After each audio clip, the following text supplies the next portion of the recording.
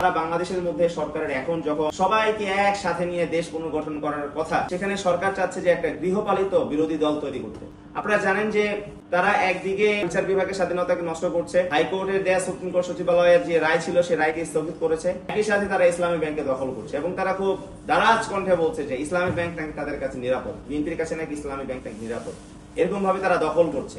এই যে প্রাতিষ্ঠানিক যে দখলদারিত্ব, এই দখলদারিত্ব কিন্তু আওয়ামী লীগের মডেল ছিল। আওয়ামী লীগ খুব সুন্দরভাবে এই কাজটা তারা সম্পূর্ণ করেছে, কিন্তু আওয়ামী লীগ এটা করেছিল খুব স্মার্টলি। আওয়ামী লীগ এমন ভাবে করেছে যে জিনিসটা ভিজিবল ছিল না, কিন্তু বিএনপি কিন্তু বর্তমানে সেটা একদম চাক্ষুষ ডাকাতের মতো ব্যাংক দখল করছে। তারা ডাকাতের মতো ইসলামী ব্যাংক তারা দখল করেছে। এরকম ভাবে এই সরকার একটা ডাকাতের সরকারের ভূমিকা অবতীর্ণ হয়েছে।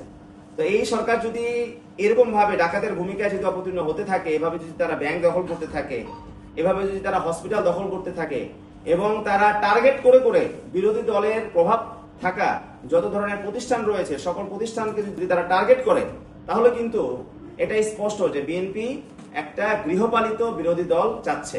বিএনপিকে মনে রাখতে হবে যে আমরা যে শক্তির বিরুদ্ধে লড়াই করে এই পর্যন্ত এসেছি, সেই শক্তির বিরুদ্ধে কিন্তু আমাদের সারা জীবনই লড়াই করতে হবে। আমরা এখন যখন ফ্যাসিবাদ বিরোধী যে শক্তি আছে, সেই শক্তির একটা অংশকে যখন আমরা দুর্বল করে দিব, তখন যাদের বিরুদ্ধে আমরা লড়াই করে জয়ী হয়েছি, যাদেরকে আমরা পরাজিত করেছি, তারা কিন্তু আবারও এই বাংলাদেশের মধ্যে চলে আসবে এবং তারা যখন বাংলাদেশের মধ্যে আসবে তখন কিন্তু আমাদের সবাইকে আক্রমণের শিকার হতে হবে।